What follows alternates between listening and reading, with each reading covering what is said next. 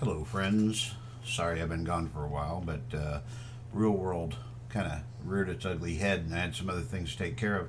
I wanted to take just a few. I got quite a few things actually I want to talk about. So, rather than one long, I think I'm going to do several short uh, announcements or rants or whatever you want to call it. This one in particular, I want to dedicate to my liberal friends.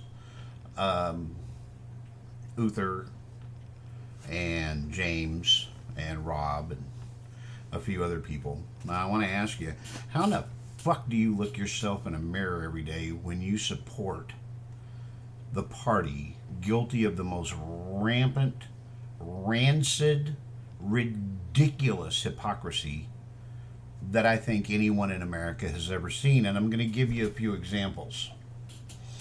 Okay? During the presidential campaign, what did Sleepy Joe, the kitty sniffer, say? He said, "I'm not going to lock down the country. I'm going to lock down the virus. Trump doesn't have a plan. I have a plan. Come on, man." And then he gets into office and he goes, "They didn't leave us a plan." Hold on a minute, motherfucker. I thought you had a fucking plan. You ran on having a fucking plan. And now you say, "We're having to start from scratch." Where the fuck was Biden's plan? Okay, that's one. That's some pretty fucking blatant hypocrisy right there. But we're going to move on from that one. I'm going to just let that germinate, let that ferment in your freaking heads for a second. Okay, but now let's move forward a little bit. This week, they voted in the Congress to remove from her committee a Republican congresswoman for her dangerous rhetoric. And her dangerous rhetoric was that she believes the election was stolen.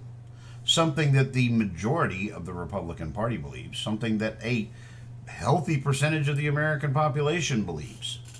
But that's dangerous rhetoric. So they removed her from her spot on a committee.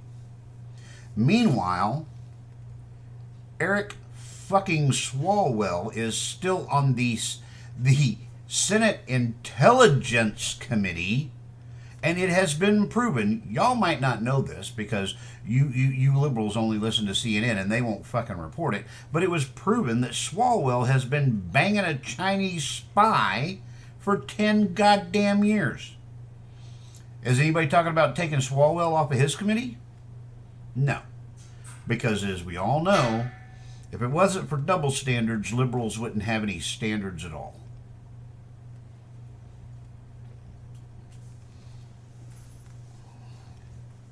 And then we get to probably the single most egregious and in my mind the most absolutely objectionable one. Okay, Zuckerberg, that piece of shit, is caught admitting that Facebook and Twitter and Google and Amazon are working with a presidential administration to censor American opinions.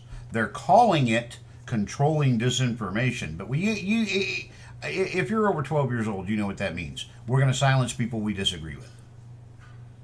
And for the last 4 fucking years, you people called President Trump a dangerous man and said that he was attacking the press when he pointed out that they were flat out lying. But that was attacking the press. And you're perfectly okay with the government partnering with big tech companies to silence the opinions of people whose only sin was saying something you disagree with. So I'm going to ask you again. James, Uther, Rob, a few others, you know who you are. How in the fuck do you look yourself in the mirror every goddamn day and still support that fucking party? And you know what? It's not enough for me to be asking you this. You need to be asking yourself this. I understand that as a liberal, generally speaking, you guys don't really give two shits about right or wrong. You only care about results. You care about the intent. Well, it's meant to do good. It doesn't matter. Oh, wind power sounds like a really great idea. It doesn't matter that it doesn't work.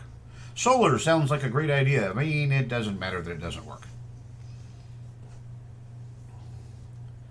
But you know what? If you don't have principles and you don't make a stand, can you really call your and you don't stand up for those principles, can you really call yourself an adult? Because if not, then you're just an overgrown fucking child.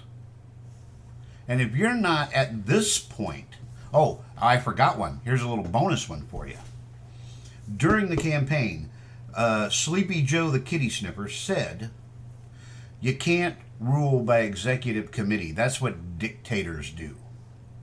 Yeah, it's a democracy. You have to get the votes. You have to have a consensus. You have to work with the other side. And what has happened in the 15 some odd days that Sleepy Joe the kitty sniffer has been in office?